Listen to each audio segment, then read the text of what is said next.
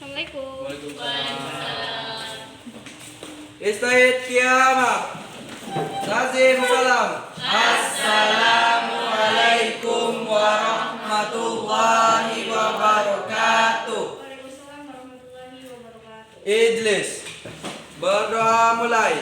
Bismillahirrahmanirrahim.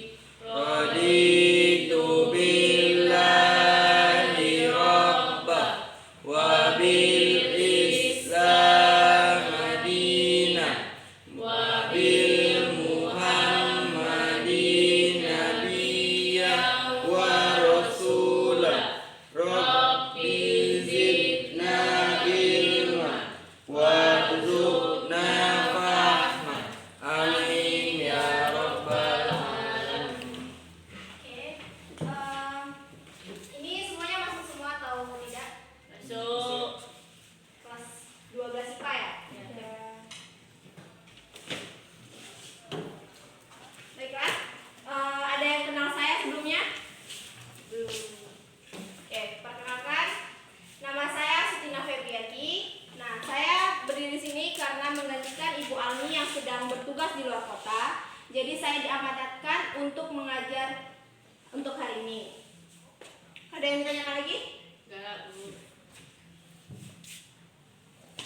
Oke, kalau nggak ada yang ditanyakan lagi, kita masuk materi ya. Sebelumnya, kalian minggu kemarin diajarin tentang Al-Quran dan Al-Hadis kan? Iya. Ya. Oke. Sekarang saya akan bertanya, apakah masih ada yang tahu isi pokok kandungan Al-Quran? Saya, Bu. Ya. Kalau pokok isi kandungan Al-Quran itu ada 5, Bu. Ya. Yang pertama itu ada tauhid, Bu. Ya. Yang kedua ada ibadah. Yang ketiga itu ada janji dan ancaman. Yang keempat ada itu jalan menuju kebahagiaan dunia dan akhirat. Nah, yang kelima itu ada riwayat atau cerita umat terdahulu, Bu. Ya, betul. Kamu mendapatkan hadiah. Beri aplaus buat setnya.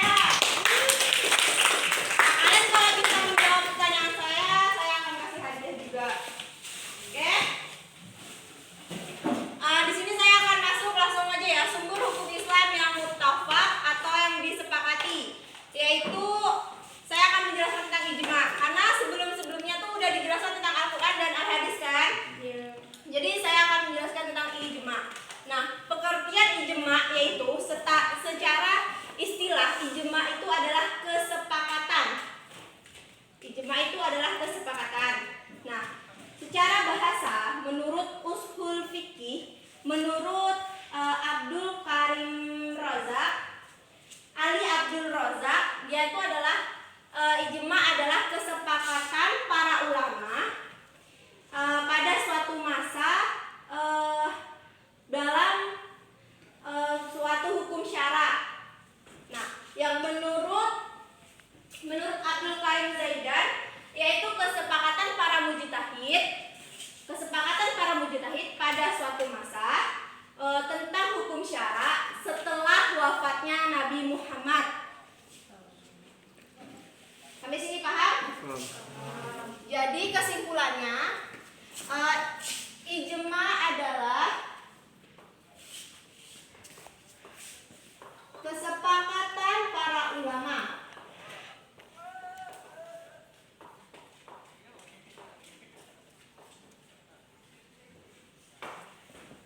Kesepakatan para ulama. Sampai sini ada yang ditanyakan? Enggak. Dijelaskan? Jelas, Bu. Yang kedua yaitu ada dasar kehujahan ijma dan kedudukannya sebagai sumber hukum Islam.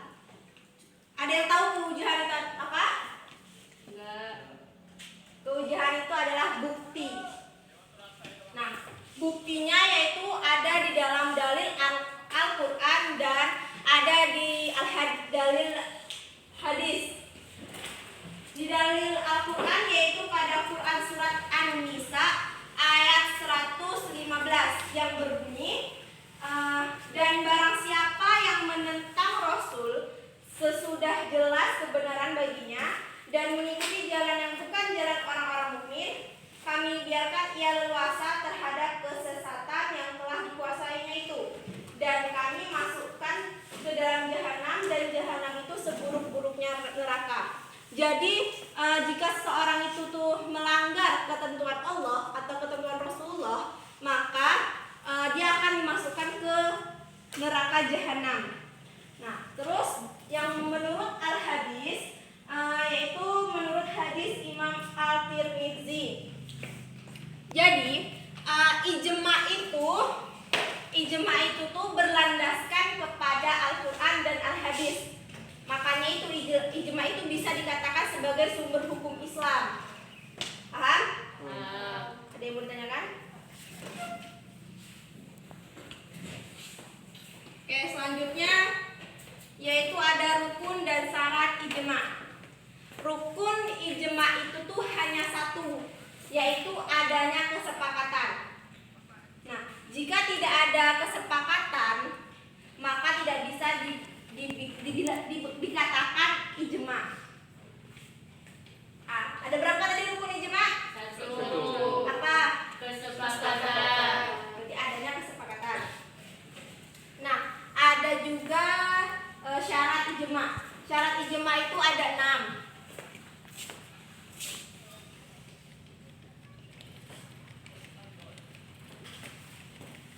Ada 6. Yang pertama, ijma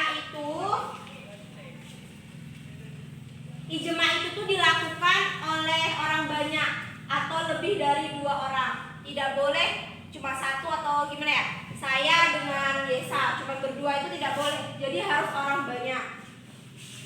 Pertama, harus orang banyak. Yang kedua, ijma itu dilakukan oleh berbagai daerah. Bu, berarti nggak boleh ya Bu kalau misalnya daerah Medan Jaya sama daerah Medan Jaya aja gitu. Itu syarat yang kedua. Itu tuh berbagai daerah Islam. Maksudnya tuh ya tidak boleh antara Medan Jaya dan Medan Jaya. Harus Medan Jaya dengan Tanjung Harapan, terus Siba, terus Pulau Baru. Nah, itulah orang-orang itu mujtahidin, dinamakan mujtahidin. Nah, orang-orang itu yang bersepakat, tidak boleh sesama daerah. Kenapa Bu? Karena kalau misalkan kan dia dibutuhkan kesepakatan tuh, kesepakatan para ulama. Jadi tuh harus berbagai daerah biar Berbagai pendapat bukan? biar berbagai pendapatnya tuh banyak. Jadinya tuh banyak kan yang ditampung. Udah paham? Paham Bu. Terus yang ketiga, seluruh mujtahid itu tuh menyetujui syara, hukum syara. Jadi tuh setiap orang melakukan kesepakatan itu, maka udah ada hukum syara yang udah ditentukan. Kawan, berarti kesepakatan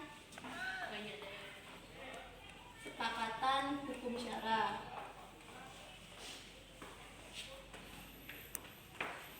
Yang keempat,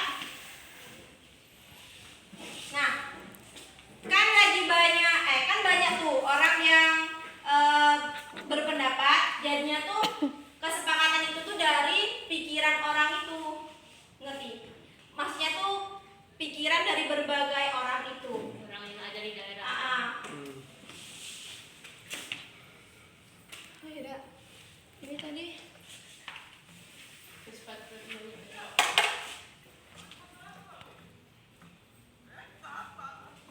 kan banyak daerah. Yang ketiga tadi kesepakatan hukum syara.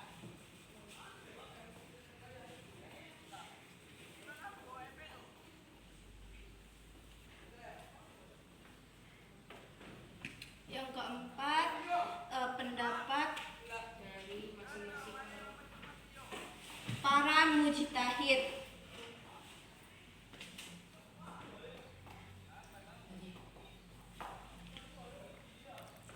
Nah, yang kelima yaitu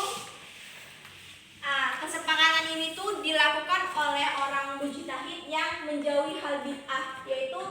mujtahid itu tuh menjauhi larangan-larangan yang dilarang oleh Allah.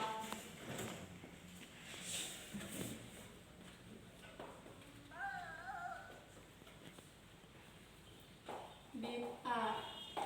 Nah, yang keenam, berlandaskan hukum nas.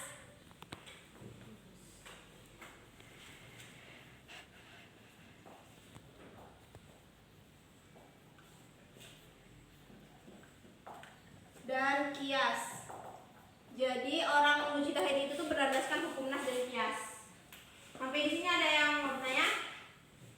Ada.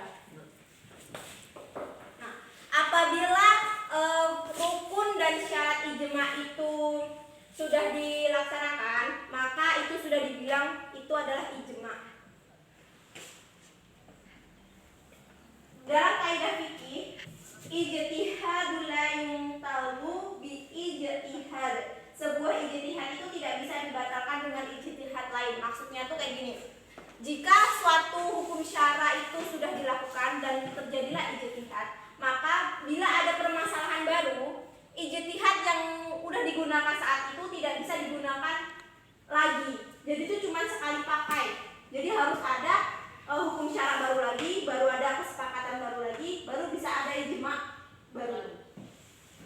Oh gitu ya Bu. Iya, jadi tuh nggak bisa ijma yang lama itu dipakai lagi untuk yang baru. Jadi harus ada kesepakatan lagi, harus ada rundingan lagi. Nah itu baru ada ijma baru.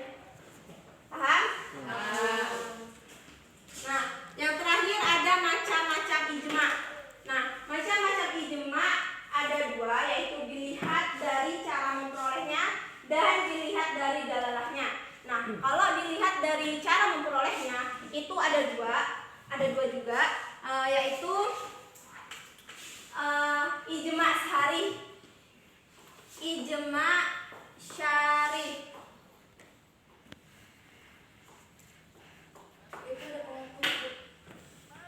Ya, nah.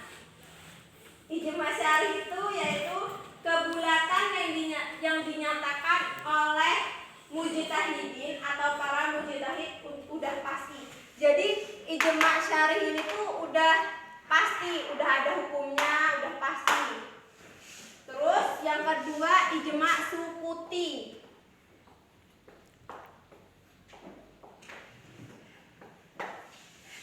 Ijma sukuti yaitu kebulatan yang dianggap seorang mujtahid mengeluarkan pendapat dan diketahui oleh mujtahid lain, tetapi pendapat itu tuh belum bisa dikatakan iya atau tidak.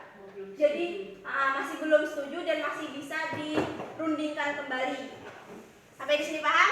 Nah, terus ada yang dilihat dari dalalahnya. Yang pertama yaitu ada dua juga, yaitu ada ijma kati dalalah. Ijma kati dalalah yaitu ijma yang sudah pasti. Dia sama seperti ijma syar'i, yaitu ijma yang sudah pasti. Tidak perlu lagi disetujui lagi. Jadi dia udah pasti. Yang ketiga yaitu ada ijma zani. Yaitu ijma dugaan.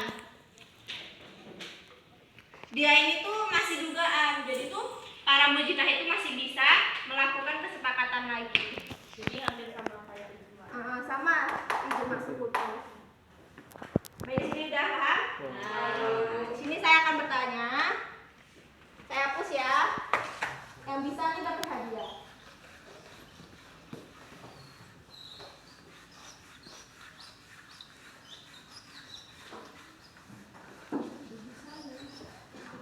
Ini kalian akan kemana? Isunya penghapusnya. Kayak gitu. Kita review dulu. Rukun ijma tadi ada berapa? Satu. Yaitu Adanya kesepakatan. kalau syarat ijma ada berapa?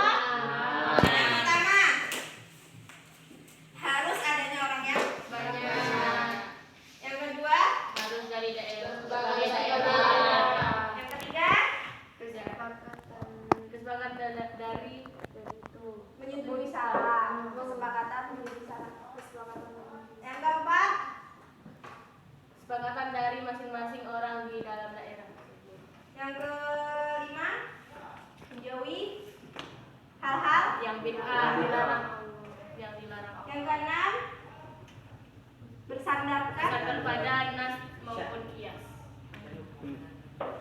Macam-macam ijma ada berapa? Ada 2. Yang pertama dilihat dari cara memperolehnya. Dilihat dari cara memperolehnya ada berapa? ada 2. Yang pertama Ijma sarih dan ijma sumudi. yang dilihat dari dalalahnya ada berapa? 2. Yang pertama, Ijma qadri. yang kedua, Ijma jazali. ya kan dari review saya akan bertanya. Yang bisa ya. Dasar kehujahan ijma tadi ada berapa? Dasar hujah. Ada 6. Itu syarat. Sepia tahu? Dasar kehujahan ijma. Kawan-kawan ya, Bu. Tadi saya udah. Mau yang lain, Bu? Ada 2 dari Al-Qur'an dan dari hadis. Oke, betul. Tepuk tangan untuk kita.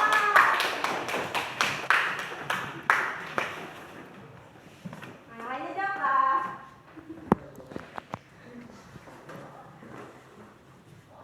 Sebutkan macam-macam ijma yang dilihat dari dalalahnya. Macam-macam ijma yang dilihat dari dalalahnya. Ya. Edza tahu? Tahu. Tapi sama ijma zani. Apa? Serius, nak? Ijma kati sama ijma zani. Ijma hati itu apa?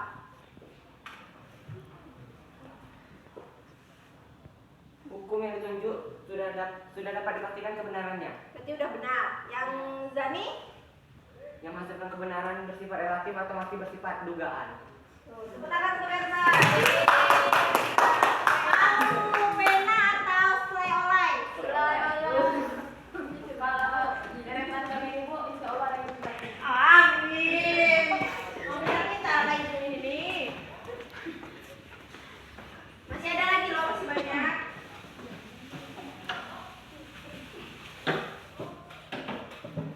Pengertian ijma. Ayo. Pengertian ijma.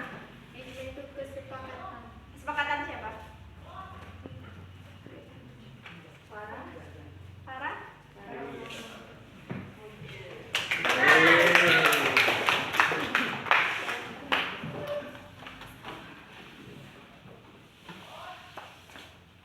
Ada yang mau bertanya?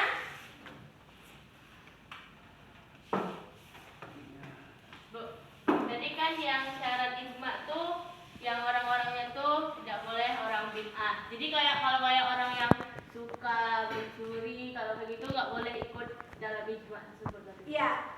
Gini, para ulama, kalian tahu kan para ulama orang-orang yang soleh, orang-orang yang beriman, gitu kan. Jadi tuh orang-orang yang melakukan ijma itu tuh udah ada pilihan, udah Orang dipilih, terpilih. orang terpilih. Kalau sekarang tuh MUI tuh nah. Oh. Kalau sekarang tuh MUI. Jadi ijma tuh kayak orang-orang yang sudah dipilih dari berbagai daerah terus yang gitu. Melakukan kesepakatan karena adanya suatu permasalahan. Ada lagi yang lain?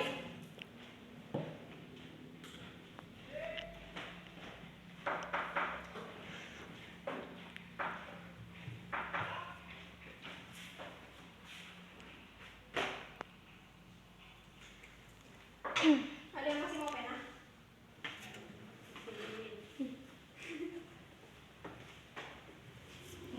Enggak ada ya udah. Masih ada yang mau bertanya lagi? Kalau nggak ada, ibu tutup.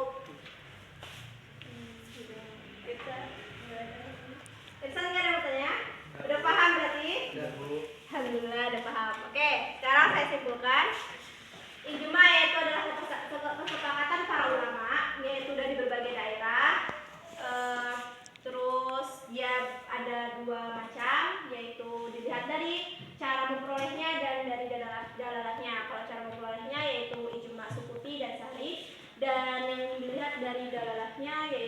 Zani dan Kati. Kalau tidak ada yang bertanya, Ibu tutup ya. Semoga ilmunya bermanfaat. Dan jauhi pacarannya anak-anak. Ibu tutup. Wassalamualaikum warahmatullahi wabarakatuh. Waalaikumsalam. Istaid kiamat. Tazim salam. Assalamualaikum warahmatullahi wabarakatuh. Idris.